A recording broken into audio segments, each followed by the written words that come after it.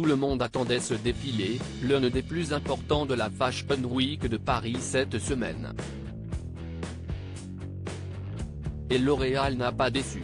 La marque française, qui avait organisé ce dimanche 2 octobre son défilé en plein cœur de la capitale, à l'école militaire située dans le 7e arrondissement, avait en effet demandé à l'ensemble de ses égéries de défiler en même temps que les mannequins.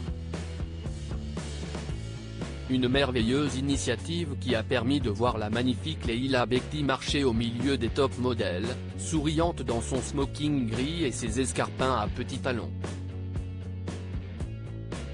La jeune femme, maman de 3 enfants avec son compagnon Tahar Rahim, est ambassadrice de la marque depuis près de 10 ans désormais et a illuminé le défilé.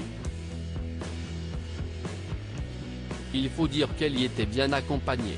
La chanteuse Ise, en effet, y a fait le show dans une robe blanche en dentelle qui lui allait parfaitement bien et mettait en valeur ses formes et sa silhouette que l'on voit malheureusement encore trop peu sur les catwalks. Véritable mélange des genres, ce défilé a également permis d'admirer la belle actrice Andie MacDowell, qui, à 64 ans, a montré qu'elle avait encore des jambes magnifiques dans une robe ouverte presque jusqu'à la taille.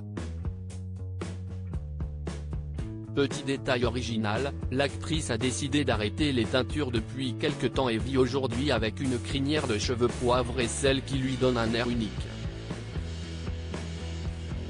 Plus jeune, les actrices Aja Naomi King et Catherine Leford, respectivement vues dans la série How to Get Away with Murder et 13 Reasons Why, ont également brillé.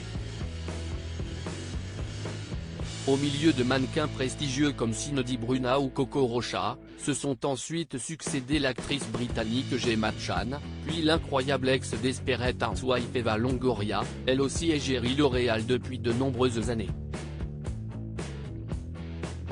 Arrivée à Paris vendredi dernier, celle-ci a vécu un week-end un peu fou, puisqu'elle a d'abord assisté au show de sa meilleure amie Victoria Beckham, avant d'enchaîner les défilés et de finir finalement sur le podium elle-même.